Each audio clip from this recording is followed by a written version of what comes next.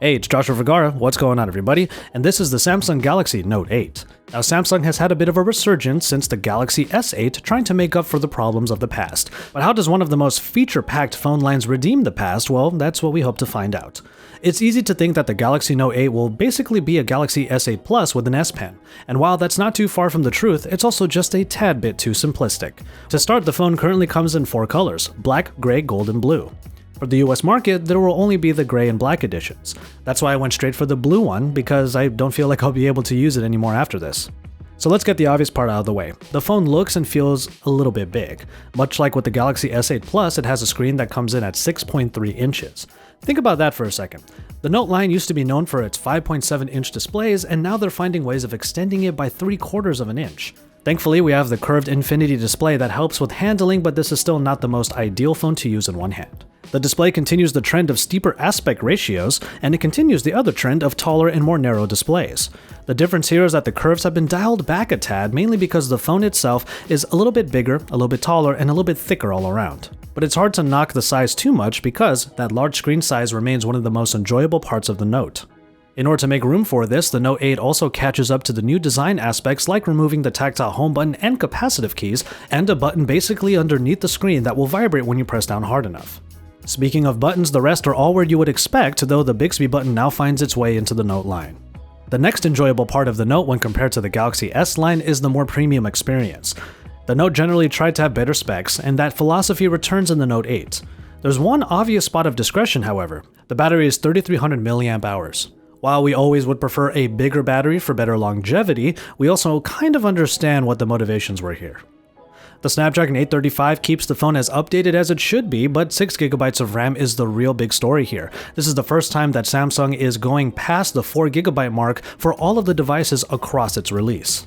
And that 6GB of RAM should be able to help with a lot of features like the Edge UX. It gets one useful update for the multitaskers out there. Users have told Samsung that due to the large screen, multi-window has been utilized a bunch. For those users, the Note 8 adds in dual app shortcuts called App Pair. They can be created in the home screens or nestled in the edge panels for easy access.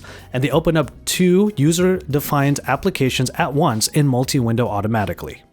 There are a lot of different combinations that would help with multitaskers out there, like the calendar and the email app, or in my case, pretty much YouTube and anything else.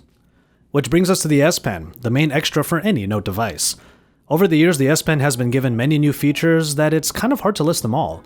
Open up the Pen Command menu and you'll see all of the different features. Smart selection, note creation, screen capture, and there's even an option for using the pen and all of its brushes to do some coloring.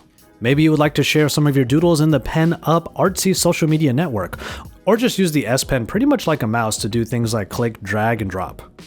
Translate has been updated so it can translate more than just single words at a time.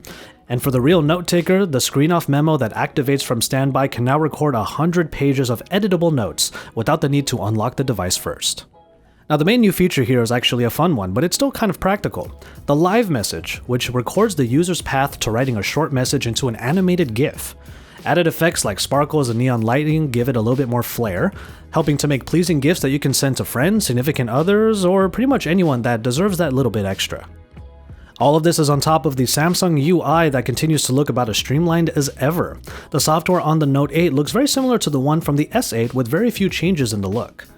The updates are happening mainly in Bixby, where we were told that more voice commands will be made available, and we can expect more updates to the rest of the capabilities Bixby has, like Vision. We'll continue to test Bixby and see how every aspect gets better on the Galaxy Note 8. So with all of that out of the way, we can talk about the main addition to the Galaxy Note 8, the camera. As expected, the dual camera has made it to the Samsung ecosystem, adding that second lens on the back in an obvious black area. The black color to this whole area is a little bit jarring when you see it on every device, no matter what color it is, and it kind of adds a high level of contrast when you're using a non-black device. How it looks is kind of up to you, but these cameras really pack a punch. 12 megapixel dual pixel sensors with OIS in both lenses, and one lens is a 2x optical zoom at f2.4 aperture. 10x digital zoom is possible, but overall having OIS in both sensors is kind of a big deal. It will really help for when you go tighter into a shot and all of those jitters are actually being compensated for. The interface for the camera has changed a little bit to reflect this new hardware change. Live focus is not only still available, it is now kind of front and center. Much like the portrait modes from the iPhone and the OnePlus 5, the Note 8 will use a combination of the zoom lens and software-enabled depth of field to make subjects stand out from the background. But one really cool feature about this is that you get both photos. You get the picture from the zoom lens that has the depth of field, and you also get a picture from the regular lens, so you have both to choose from. We of course applaud the move to a dual camera setup, and so far it seems that Samsung is putting some real thought into their iteration. It already benefits from fast focusing dual pixels, the dual OIS, and pretty much every other mode that you would expect in a Samsung camera.